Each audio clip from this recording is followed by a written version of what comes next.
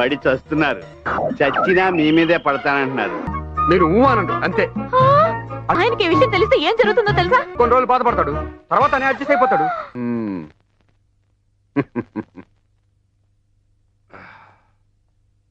ఓ అదేవిడి తాత గోకుతున్నావు? గోలా, ఈ మధ్య పాడు కళ్ళు వస్తున్నాయి. ఆలోచనలు తగ్గి వేడి తగ్గాలని హుస్సేన్ సార్ లో దూకితే ఈ గొల అంటుకుంది. అవును, నా గొల సంగం సరే, నీ గొల అదే నీ ప్రేమ గొల ఎంతవరకు వచ్చింది? అదే ఐశ్వర్యతో ఎలా చెప్పాలో తెలియట్లేదు. అదే మన లోకంలో అయితే ఏ హంసతోనో మేఘంతోనో కబురు పంపించేవాళ్ళం. ఇక్కడ ఎలా చెప్పాలా అని ఆలోచిస్తున్నాను. ఇలాంటి వాటికి ఈ లోకంలో బ్రోకర్ గేళ్ళు అని ఉంటారట. అలాంటి అదను పంపితే సరే. ఎవరున్నారబ్బా?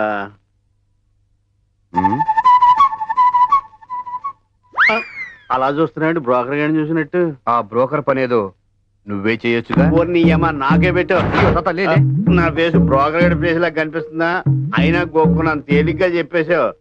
నేనా ఆ జన్మ బ్రహ్మచారిని, నా వల్ల అవుతాయా ఇలాంటి పనులు? మనవడు మనవడు అని నోటు మాటే గాని మనవడు కోసం ఏం చేసావని.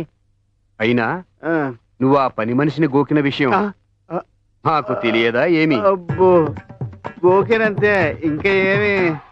నువ్వు సెంటిమెంట్ మీద కొట్టావు మనోడా. ఎలాగోలా సెటప్ చేస్తానులే. ఇప్పుడు నచ్చావు తాత. రాజుగారు, ఈ విషయం మన ఇద్దరి మధ్యలోనే ఉండాలి. ఐశ్వర్య విషయమా? కాదు, పని పిల్ల విషయం. ఓ అలాగే. ఇప్పటి వరకు నన్ను పొలలు పెట్టేవాడు అన్నారు. ఇక నుంచి బ్రోకర్ గాడు అని కూడా అంటారు. అమ్మ ఐశ్వర్య తల్లి.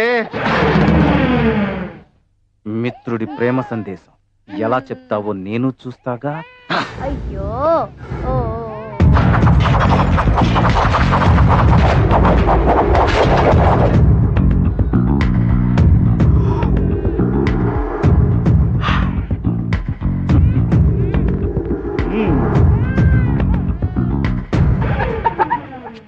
తాత రమ్ము రమ్ము. గుడ్ మార్నింగ్ అమ్మా. ఎందుకు వచ్చిన బతికిది? ముల్లోకాల్లో పేరున్న దేవర్షిని మహర్షిని ఇక్కడికి వచ్చేలాగా బ్రోకర్కి వెళ్ళా సెటప్ లెవెల్కి పడిపోయినా. అమ్మో, పైనుంచి ఇందుడు చూసాడంటే నాకు రోజు ఇలాంటి పనులే పురమాయిస్తాడు. ఏడ్చావంటే బూచోడికి ఇచ్చేస్తా. చెప్పమంటుంది. ఎలా చెప్పనమ్మా, ఇలాంటి విషయాల్లో ఏమాత్రం ఎక్స్పీరియన్స్ లేని వాడిని. ఎవరు లేరు కదా అని మీకు చెప్పడానికి వచ్చాను. దయచేసి ఆగండి, నేను చెప్పేది వినండి. వినపడకపోతే మళ్ళీ అడగండి. మా రాజుగారు రంభా ఊరవశలను చూసే షాక్ అవ్వలేదు. అలాంటిది మిమ్మల్ని చూసిన వెంటనే పడిపోయారు. పడి చస్తున్నారు. చచ్చినా మీ మీదే పడతానంటున్నారు. కాదనకండి, ఆయన ఊరుకోరు. ఆయన ఎవ్వరూ ఆపలేరు. రాత్రింబవళ్ళు మీ ధ్యాసలోనే ఆనకొండలా మెరుకులు తిరిగిపోతున్నారు. మీరు లేకుండా బతకలేనంటున్నారు.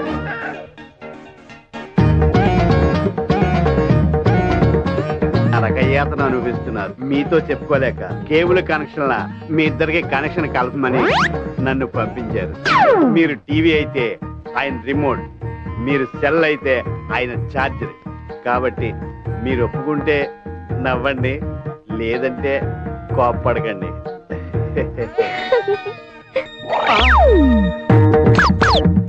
ఇదేనండి లవ్ అంటే.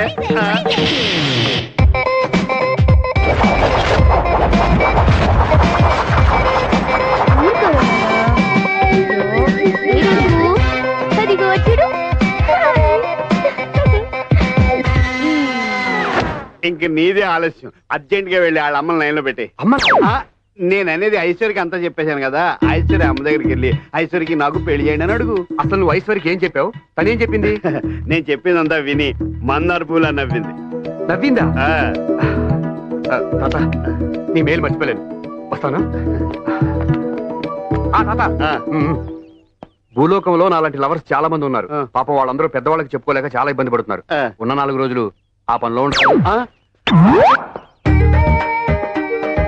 ఈ పని మనిషిని అడ్డం పెట్టుకుని నన్ను పెర్మనెంట్ గా బ్రోకర్ చేసేలా ఉన్నాడు. ఎలాగూ ఈ పని మనిషి నరకానికి వస్తుంది కదా, అప్పుడు చూసుకుందాం. ఈ లోపుగా తపస్సు చేసుకుందాం. నారాయణ నారాయణ. మిమ్మల్ని చూసిన వెంటనే పడిపోయారు. పడి చస్తున్నారు. చచ్చినా మీ మీదే పడతానంటున్నారు.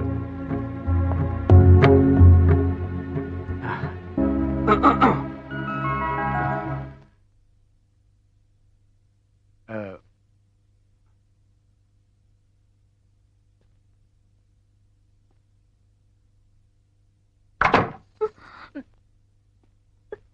తలుపు మూసావెందుకు?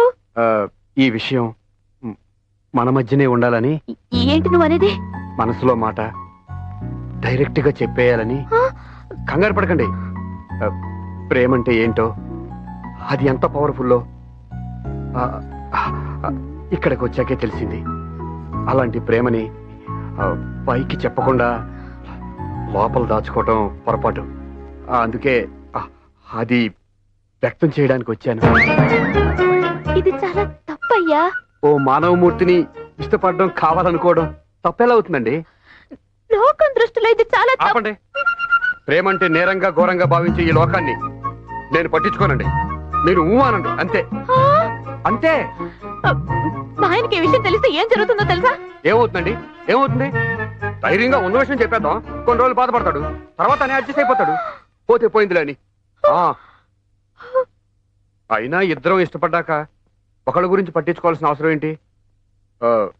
అంతగా శివగారు ఒప్పుకోకపోయినా పర్వాలేదు, మీరు ఒప్పుకుంటే చాలు. లేపుకెళ్ళిపోతాను.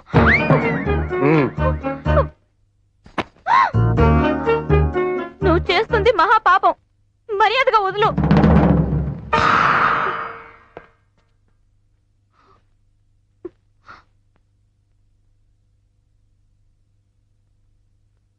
నా మనసు మీ ముందు పరిచాను.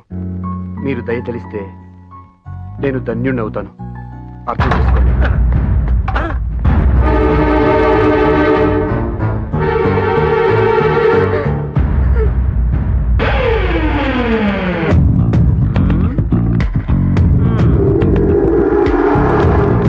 చూడండి సార్, మన కలియుగ దుశ్శాసనుణ్ణి.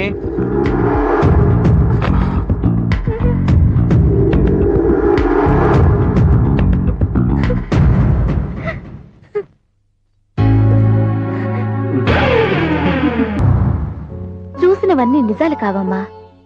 అతను కుర్చీకి చిక్కుకున్న నా కొంగును తొలగించాడంతే.